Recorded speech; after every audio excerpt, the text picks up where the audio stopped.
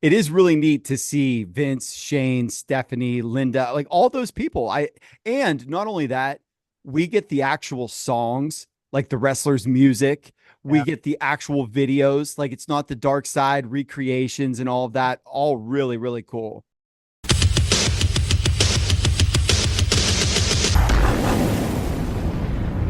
All right, good day to you, John. So the Mr. McMahon show has basically taken over the IWC after it released last week. And unfortunately, I've only seen two episodes so far. So even though I know most of the stories already, I do want to see the show to judge it, the rest of it with fresh eyes. So I ask you to give your analysis only for the first two episodes here. Saying that, what are your thoughts on these first two episodes so far? Well, kind of like what I said on shorts and like on all social media, this thing is not meant for the hardcore wrestling fan at all. It's very made just for entertainment and to get the non-casual fan to check in and see what is actually going on with Vince McMahon. To sort of piggyback off of that, the reason I'm only on two is Mrs. Mongoose is into it. Oh, And the reason she's into it is because, just like you said, this was made to cast a big net. This mhm. wasn't made for the niche, which is really cool. Allison will not tune in. She does not want to see it at all. She's definitely not on the Vince train. She doesn't give a crap about anything he has to say or anything to do with him. So she's not watching. But with that being said, like I actually am very entertained by it so far. And like you said, I've seen a lot of it, not all of it, but I've actually liked what I've seen so far. The production is insane. The fact, first off, that they have the names that they have, and they're doing it not as a WWE doc. Mhm. So it's not always going to be the company line with everything, even though there are several company lines in there. I laughed out loud whenever they ran through the 93,000, 93,000, 93,000, and then there's Dave Meltzer going, it was actually about 78,000. I got hate comments because I commented on I checked out. I wanted to see what Cornette had to say about it because as much as we can say about Cornette, like he knows a lot about the wrestling business. He's a historian. Absolutely. And I commented like I thought because people were killing Dave on in the comments like they always will. And I was like, I thought Dave was really good. I thought he was great in this. Yeah, yeah, but it is really neat to see Vince, Shane, Stephanie, Linda, like all those people. And not only that, we get the actual songs, like the wrestlers' music. We Yeah. get the actual videos, like it's not the dark side recreations and all of that. All really, really cool. Yeah. And there's a lot of things that I found already in just the first two episodes alone. And the one that stuck out to me, I believe this was in episode 2 when they were talking about WrestleMania 2, which we're gonna get to here in a little bit. But Howard Finkel, to my knowledge, came up with the WrestleMania idea himself. He was the one that came up with the name alone, and Vince fully took credit on that. I do give Vince a pass on some of these things, and the reason why is we went and rewatched all of 1999 and 2004.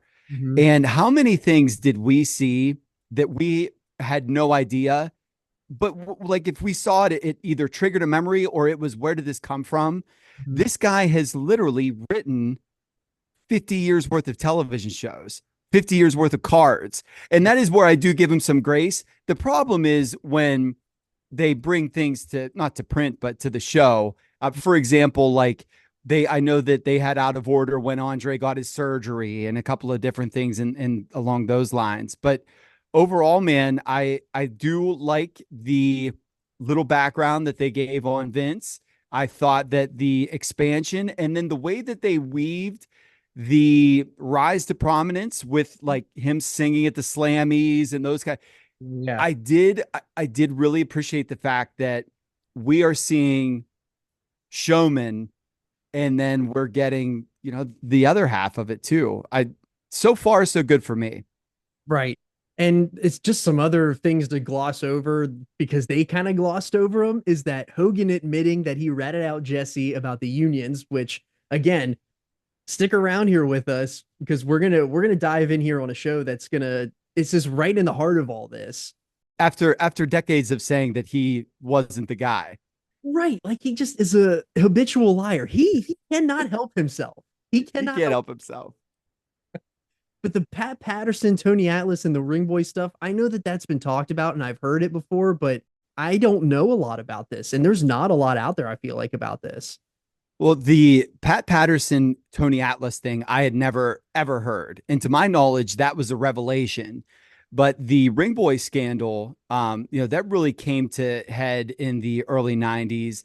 And the thing that I know about the thing that sort of stands out is I've listened to Dave Meltzer at least 5 or 6 hours, and I'm not even kidding, doing retrospective stories on that day at the Donahue show.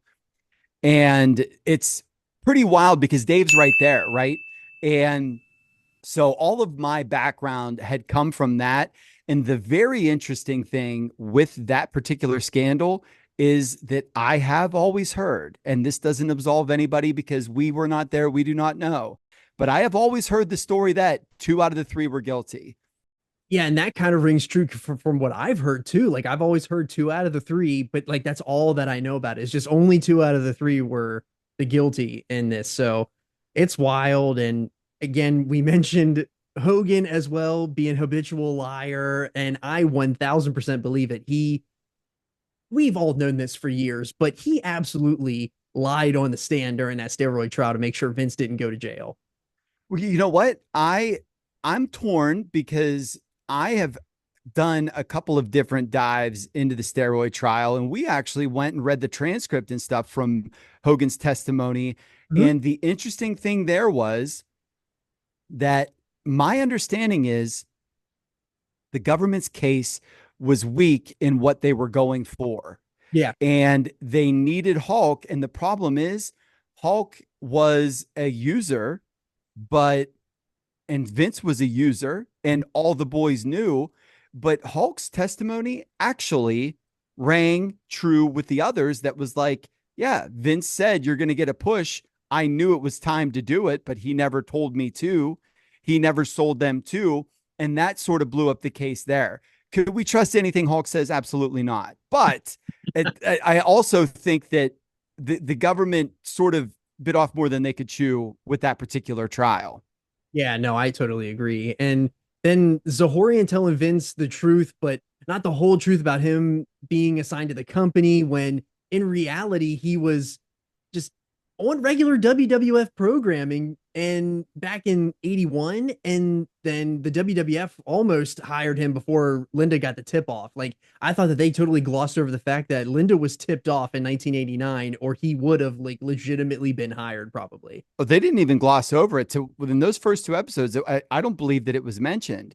But he actually was. It is the truth that he was assigned to them from the PA state regulators. But yeah, this dude was Doc Samson. He was the TV doc. And so he was obviously, very friendly with the company. There was even Hulk's testimony said that he walked around with a med pad full of pre-written scripts and everything. So, and he was very wrestler friendly in that regard. And yes, what could have been if Linda wasn't tipped off? Because he absolutely would have been on the payroll, and then that would have been the end for them. Yeah, that's true.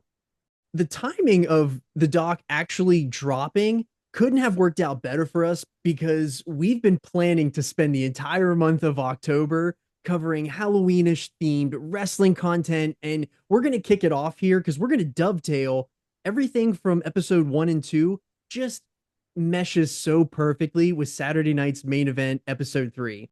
Yeah, it does. This show is the absolute epitome of what Costas talked about in the doc whenever he said that he loved wrestling in the early to mid 80s because it was wacky and it was fun.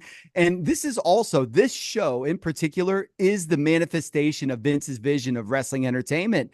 We have wrestling being sprinkled in around backstage hijinks and these just larger than life characters. And we couldn't start any better. We start the show. Bobby Heenan is in a raccoon skin hat, except it is what appears to be a weasel, a full weasel on top of it. And he's practicing bobbing for pumpkins in a chocolate tub. We have Gene as the great pumpkin. And who else we got here, brother? Sheik and Volkov are Batman and Robin. Hulk is Hercules. Macho and Elizabeth, they're Tarzan and Jane. And just Heenan as Crockett, I thought that had to be a rib. I didn't pick up on that. And I think you might be right. That's really smart if that's the case. I popped huge whenever I saw him. I was like, that has to be a rib. We also got Super Rowdy. And then my favorite is Jesse the Body. And Jesse is in costume, but he literally just looks like he has his regular gear on. Right. And I absolutely died whenever I saw that. And my favorite part here, dude, is that we had a teaser to start the show that we're going to get some Uncle Elmer. And man, do I love me some Uncle Elmer. Yeah. And then Terry Funk, he cuts a promo wearing the Coliseum Collection figure outfit. It is right back here. He's just flipped on the other side. And he's gonna house train the junkyard dog. Dude, he had all of the tobacco in South Central PA in his mouth right here. Like he absolutely did. And he finishes this promo by spitting juice right into the camera lens. And I wanted to puke and I'm clapping my hands at the same time. This is awesome. And then when you pan out to the crowd, and the entire crowd is costumed up. We have Fuji, the Conehead. There was somebody in that. Oh, dude, I almost forgot about that terrifying Hulk Hogan mask. That's It's straight out of a horror film. it's this big. Yeah. And it was very heebie-jeebie, man. And then you want to talk heebie-jeebies. Mhm. Rita Charlton's our referee here. And man, when it comes to Vince speaking on himself in these first two episodes, and for anybody that has not seen, they do say right out front that the majority of these interviews were conducted before the charges were filed and the lawsuit was filed against him last year. Mhm. But to see Rita Charlton there, and she's hired in 84, her charges against him come in 86. Now we're in 1985. God only knows what's going on, but he absolutely did himself no favors in that particular portion of the doc. And I did like that they footnoted that at the end that she got a big settlement with the statute of limitations being lifted off there temporarily in New York. The other section of the Rita Chatterton part of, I believe it was episode 2, but Vince said that it didn't matter because the statute of limitations were out anyways. Like, Yeah, and that's what I'm saying is he did himself absolutely no favors there. I thought that was the worst possible answer that he could have given. Very poorly done. And again, this is only me going through two episodes. I can't say that, I can't comment on anything else. But right. we get back to our show, and our first match is JYD and Terry Funk. Kick us off, John. Yeah, the crowd, they're just going insane for this. Dog, he starts off hot. Terry hits the ropes. Jimmy's crawling from under the ring. Funk is on the outside selling the groin until he stops and he gets his chaps off. They're literally Funk wearing the chaps is so great. Yes, and Terry Funk's selling is just all time, man. So he gets back into the ring. JYD turns into this slamming machine. We get the charging headbutts. He's on all fours, just ramming that dog head into him. And then Funk's doing the Funk sell to the outside. And we're a couple of minutes in, and this is awesome. So Funk cuts off Dog. He gets him in a sleeper. The crowd's going insane with JYD chants here. Dog reverses it. He gets Funk into a sleeper of his own. Yeah, and then Funk pulls in Jimmy. The ref gets distracted. Funk hits Dog with the megaphone and he gets the pin, and it's time to brand JYD. Dog is fighting off the branding iron. He then hits Funk. Yeah, and they started playing human tug of war with Jimmy at this point in time. And as they're going, Dog has Jimmy by the feet. He yanks Jimmy's pants off, and now he's got the branding iron, and he brands Jimmy. And my gosh, what a segment. And the best thing is that Jimmy's selling it like this thing is molten hot. And it's just been chilling outside for God only knows how long, unless it was sitting in a kiln or in coals in the backstage the whole time. But the best part is there's chalk or paint or something on it. So Jimmy has these little ready tighties on, and he's got the brand. And my God, dude, this was such a great start to the show. So we go backstage and we're in the first round of the Halloween party celebration. And our first round here is a pie eating contest. And this is exactly what Tony Atlas was talking about in the documentary about how they were taking away wrestling for more entertainment. So the rules for the contest are simple. We got the most pies eaten in 90 seconds. Whomever eats the most is the winner. And the contest is between Captain Lou and King Kong Bundy. And I pray that I pray that they treated this like a shoot and they had money on it or something going on in the back, because I was praying that this was a shoot to them. It looked like it was, man. I mean, they were working. They were. They were working there. And dude, even Liz being into it, I thought was hilarious. Like everybody cheering him on, and to see Liz there, I thought that was great. Yeah, and then one point while they're doing the contest, Heenan, the camera pans to Heenan and he just goes and he toughs up that raccoon tail and it just goes woof. Yeah, I Yep. couldn't stop laughing at that. It was hilarious. Yeah, and we finished the contest. Captain Lou is our winner. Bundy's furious, gives Captain Lou a pie to the face, and then Captain Lou totally no sells it and is basically like, "Hey, give me another piece of pie, Gene." So we got Piper's Pit up next, and Uncle Elmer, Hillbilly Jim, Cousin Junior, they're all in the ring to confront Piper. The wedding segment with Uncle Elmer is so great. It's one of my favorite segments in the history of television. And if you did not know, that was a shoot wedding. The only way they were allowed to, it was something to the effect of the only way that they were able to go through the motions with that was if it was an actual ceremony. And Uncle Elmer, as a shoot, got married in the ring at Saturday Night's Main Event too. So we have Cowboy Bob and Piper. They're in the ring, and Bob's still got that cast on. Yeah, dude. Uncle Elmer, speaking of Zahorian earlier, he must have missed his appointments with the good doctor. uh, he wants nothing to do with any of Piper's questions. He's no selling them all. None of your business. None of your business. We got Hillbilly Jim cutting off Piper because Piper's just tongue lashing Uncle Elmer, tearing him down. Elmer stands up. The Hillbillies aren't happy. And now they call out Jesse. And dude, Jesse gets called out, stands up, makes his way to the ring, and he is offended for being called scared. He ain't backing down on nothing. Piper says that they want to talk. The heels want to talk, but these hillbillies, they want to fight. And then as this is all going on, Cowboy Bob is on all fours, just sneaking behind Cousin Junior. And dude, I'm dying as this is happening. And Junior gets pushed over Orton, and Hillbilly Jim punches Cowboy Bob back to the ranch. Literally punched him, and he just like literally went out of the camera, just gone forever. No one has ever stomped a Kangol like Elmer did. He stomped a mud hole in that thing. Yeah, they gave that thing straight business. And then we segue right into the pumpkin dunk. 200 gallons of chocolate syrup. We have Cousin Junior, who was just in the ring. Right. Bobby Heenan. And to think that Zahorian was literally like, if you're in an old cafeteria just with the sheet, the curtain pulled across, he's literally on the other side of that, just dealing gallons of steroids out to everybody. So many needles. Bobby Heenan has his face covered in chocolate, bobbing for pumpkins. This is so sports entertainment. Dog is backstage and he's now in full mummy attire. So he just went from being in the ring, sweaty, ripping off Jimmy's pants, Brandon his underwear, and now he's in full mummy attire. So in storyline, he showered, dried off, and then got wrapped all the way up. So these segments are the most fun that I've ever seen Liz have. This is back to back.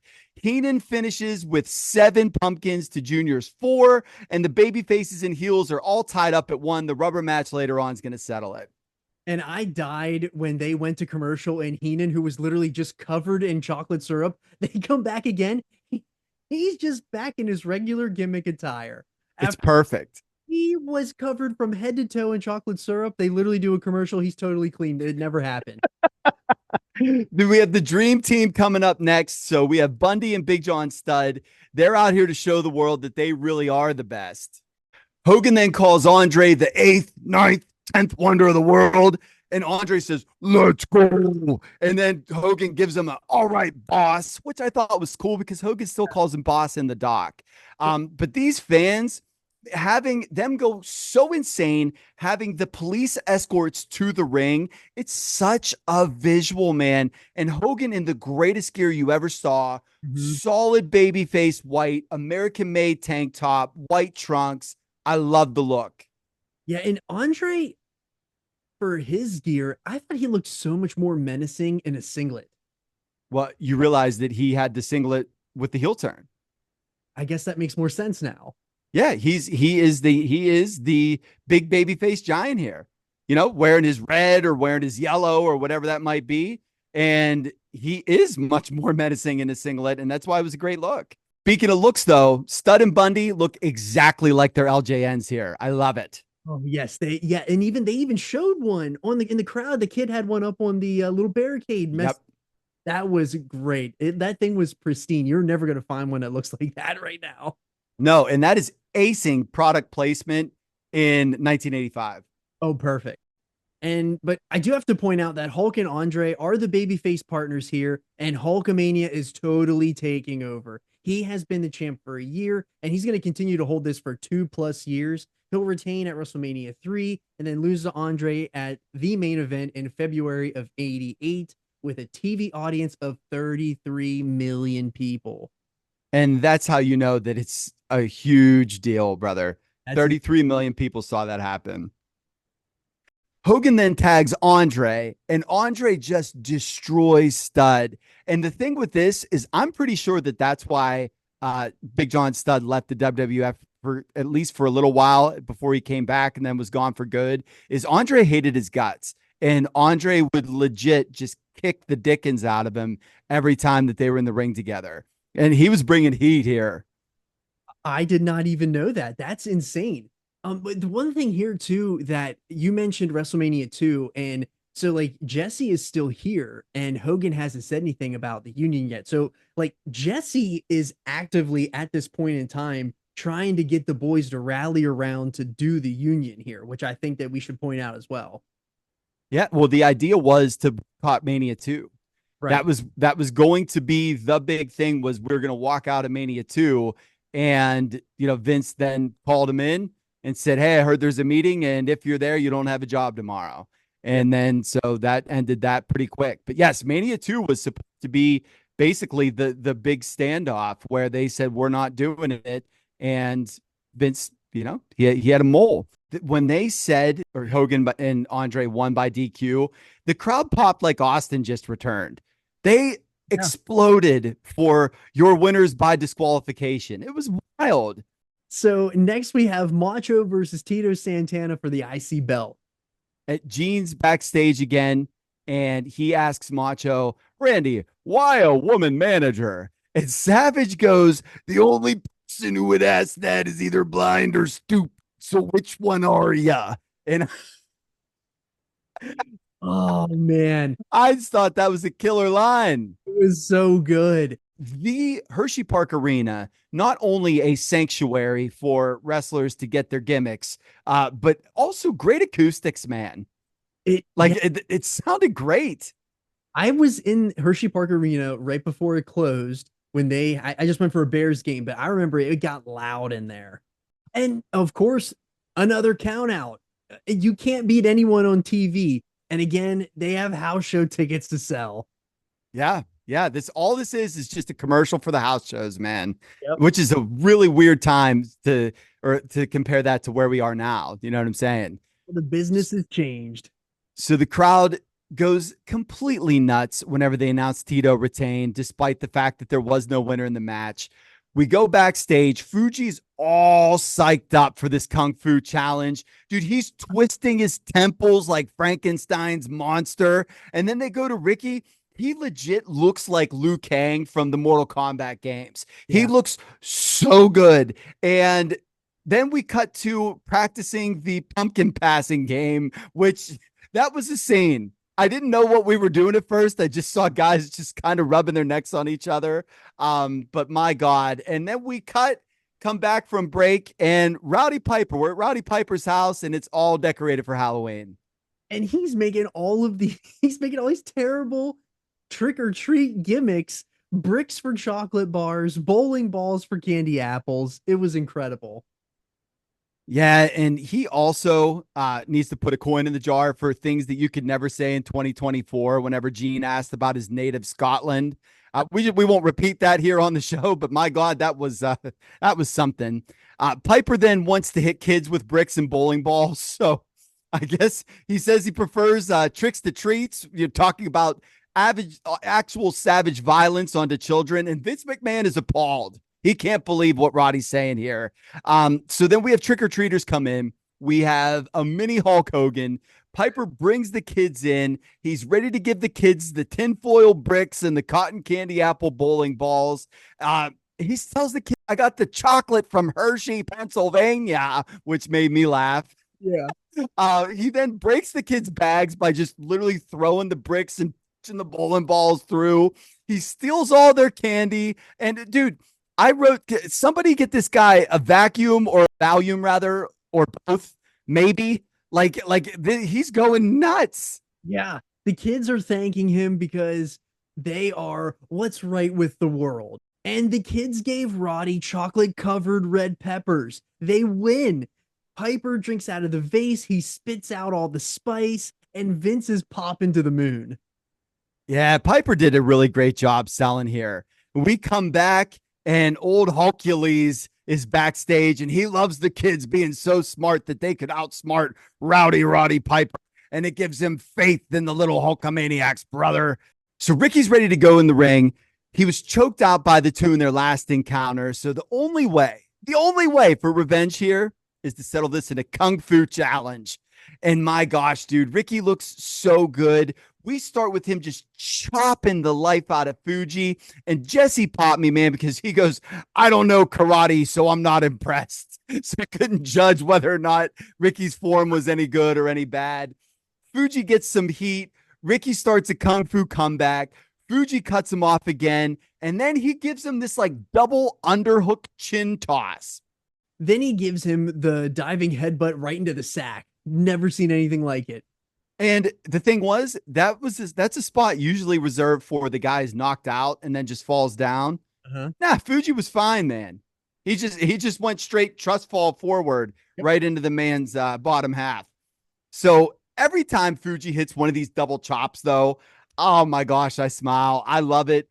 Jesse tells us that martial arts masters show the young bucks how it's done. I thought that was hilarious. As Steamboat gives a karate style drop kick for the pin, Morocco comes in and he just goes full gangrel on Steamboat. I hope he spit cranberry ginger ale right into Steamboat's eyes. It was a Halloween party, brother. Could have been. It's the first thing I thought about when I saw it was red. I was like, that has to be the cranberry ginger ale. Yeah, and whatever it was, brother, it was effective. And so the heels bail, and it's time for the finals of the Halloween competition. And it ends in a glorious way because we have the pumpkin pass. And Mean Gene couldn't have been more careful to not touch Elizabeth because he didn't want to get his beat from Randall Macho Man Savage. Dude, I died at him schmoozing around, though, as they were practicing. I thought that was hilarious. Jesse's summary so far was Lou Albano won the pie eating contest because he's a big, fat, sloppy pig. And Bobby won because bobbing takes brains. What a line. Dude, it makes sense to me, brother. So the baby faces went Dog to Santana, Santana to the Musketeers, and then the Musketeers, which I don't even remember what order it was, to Lou Albano. And Lou Albano, for some reason, just hulks up for no reason. Brother, he's selling a pumpkin. He's not hulking up. He's selling. He's fighting. He's fighting to try to hold it. So Lou drops the pumpkin. It's 5 passes for the baby faces. But my question here, and you tell me what you think, did they have Lou drop this on purpose so that Hulk wouldn't screw it up because they're protecting Hulk so much that they didn't want him to look bad and be the reason that they dropped the pumpkin? Oh, they absolutely had to protect him. You got to protect your golden goose here. Yeah, yeah, because he would have had to bend down. Maybe they don't want him looking like he's in a compromising situation, going neck to neck with the man. Like seriously, that was what I thought of was, are they protecting Hulk in a pumpkin pass? It probably didn't work for him, brother. Right. But it's heel time, starting with Abe Bundy. Abe Bundy is just such a great visual, by the way. Thinking about it. So he passes it to Volkov to Sheik, then to Liz, then to Piper.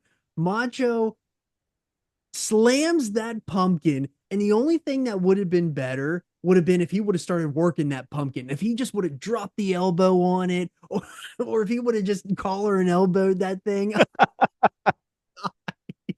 Working stomps, dude. He absolutely must have wanted to assault Piper. You said about Mean Gene, and all I was thinking was that he, as Piper's trying to get the pumpkin from Liz, Macho probably is sitting there covered in sweat with just eyes red with rage, ready to go, because he's selling on the show that he's mad at Liz for dropping the pumpkin, but he's taking out the aggression that he has for Roddy for just being able to be close enough to smell his wife at that time. Oh yeah, he had to. That's probably where the lust in your eyes was probably born, from that scene right there. Pumpkin pass. And so we finished the show with Jesse calling out the Hillbillies and a tag with Piper, and they're on to the next Saturday night's main event. And the fact that we get Jesse in the ring on the next Saturday night's main event is really cool. That is how we like to tie in everything that kind of happened with episode 1 and 2 of the Vince documentary. This just kind of shows you what the boys were talking about. Like Tony Atlas was talking about in episode 2, how they were trying to take away wrestling for more entertainment business side, how they were literally in Hershey, Pennsylvania, where Zahorian was dealing. We're right in the middle of Jesse rallying the troops to the Union. There's so many things going on here that they were discussing. This is an actual real representation of what actually was happening on television. And then the Vince documentary gives you everything that was happening behind the scenes. Yeah, I love it. So what'd you think of the show, brother? Great or show? I think this was an A+ show. I want to give it 2 thumbs up. I thought it was excellent. And here's the thing. I would go solid A. And the reason I would go solid A is that there are other Saturday night's main events with better wrestling. And so if there was better wrestling, I'd go A+. Entertainment value, it was excellent. And isn't that crazy that Vince's vision on a nationally broadcast TV show is to have 40 of the 60 minutes of broadcast time be wrestlers in costumes doing things. Like, it is absolutely sports entertainment. And brother, I loved it. I would watch every single one of these. They are such a blast. Yes, they are so much fun. So we want to know what your thoughts on the Vince documentary were. Did you watch the entire thing? Because we've only seen a little bit. We haven't seen the whole thing, but we wanted to give you our thoughts on episodes 1 and 2, and then try to show you what actually was happening in the ring. We wanted to give you a different spin, because we're not seeing people give you this type of spin of like what was happening actually on television at that time. People can look through it through rose-colored glasses, but this is actually what was on television. And then they're giving you everything that was behind the scenes. So let us know what you think in the comments below. Make sure you subscribe to the channel. I'm Johnny Bake Show. I'm Teddy Mongoose. And we just called it in the ring.